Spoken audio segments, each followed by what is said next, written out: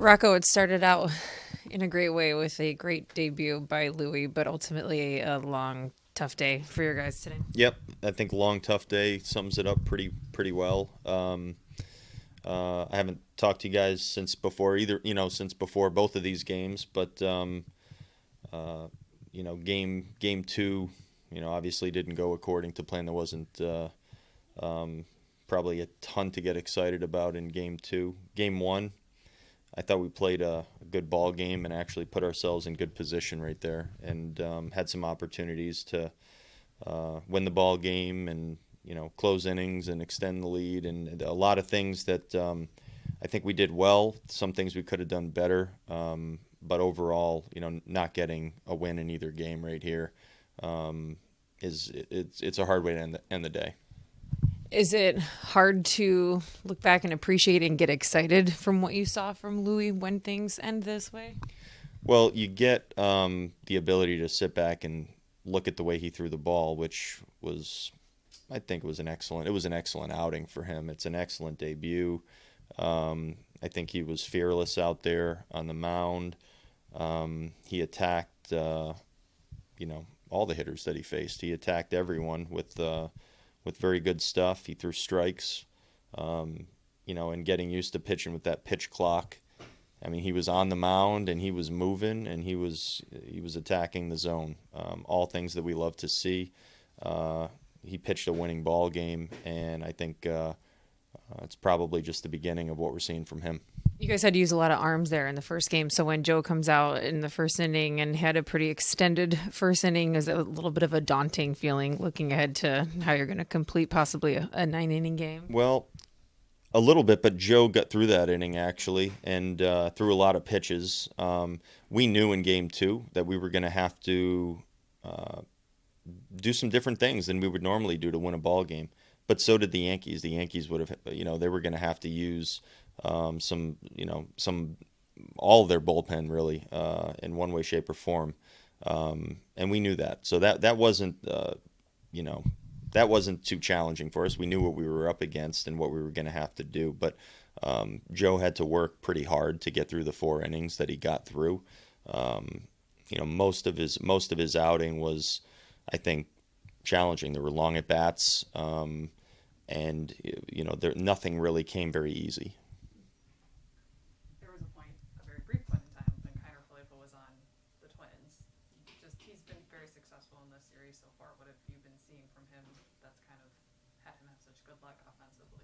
Well, he's just had a handful of good swings, important moments where he came through and puts the ball in play, hits the ball over the fence, does some things that probably turn some of these games around in their favor. And you know, sometimes it's just coming through in that spot. I'm not as familiar with their season, so I'm actually not as familiar with just how everyone's season goes, and including his. But I know in this series he's certainly had uh, big hits and you know kind of game changing type of plays out there. I realize Varland was the 29th man, and is he going to be sent down? And if he is, what did you tell him? It seemed like you told him how good he was. Yeah, well, I told him he was outstanding today, and uh, there's a lot to build on here. I mean, that's a very nice effort. Not just good stuff, not just pretty good command, just the whole package was there today.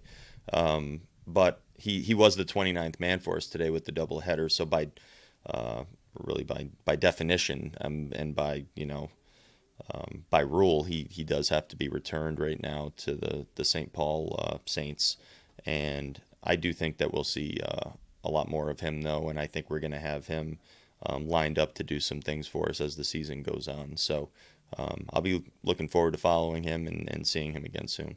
The good news is he's still close with the Guardians, and there's still some time to catch up to him. Yeah,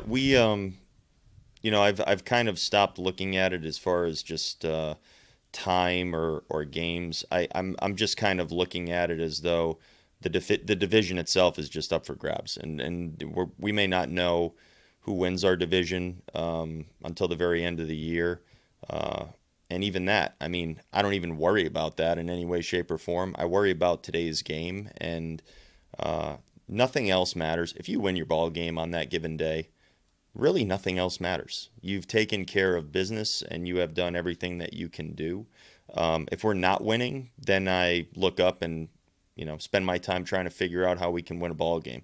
But we're going to worry about tomorrow, and then we're going to worry about Cleveland after that. Is there anything, we talk about the Yankees a lot, and the Yankees and the Twins over the past couple of decades, obviously it hasn't, gone so well. In your 4 years, is there anything besides the Yankees just being a good team that makes them more difficult than other good teams? I mean, games speeding up, anything like that? I think what you see, I think you kind of said it already, but you see the best teams in the league, teams that are at the top of their division, teams that go on long runs and do good things. They're difficult teams to beat. They're more difficult than your average team that you're going to run into on your schedule. And they win most of their games. I mean, that's I think something that we've seen from the Yankees and the Astros and the Dodgers and those teams that have been kind of in those spots. But they're good teams to go up against, and they're good teams to kind of learn a little about yourself when you play them. And I want to beat those teams. I don't want to be sitting here talking about how good the Yankees are anymore, or the Astros, or the Dodgers, or any of those teams. I want to talk about our guys and how we find ways to win ball games. Any which way is fine with me, but that's what I'd like to do. No, I think most teams in this league end up talking about those teams often, but I don't think the Yankees are anything different than any other good team in this league. They're going to play you tough, and you have to play well. The Twins have been, have had a hard time against the Yankees since before you were here.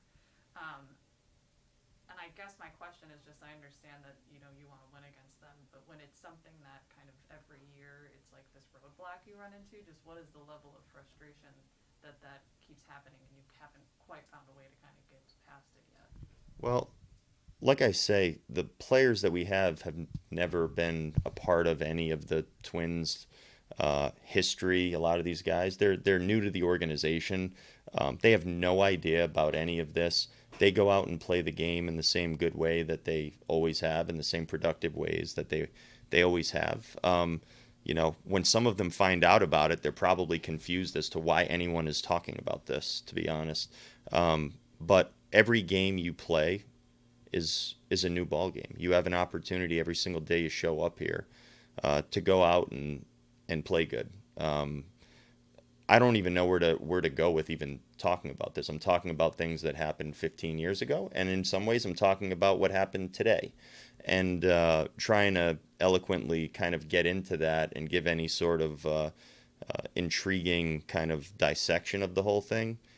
It's impossible for me or anyone else to do. What I can do is talk about today's game and kind of get into what happened in today's game. That's a heck of a lot easier to do.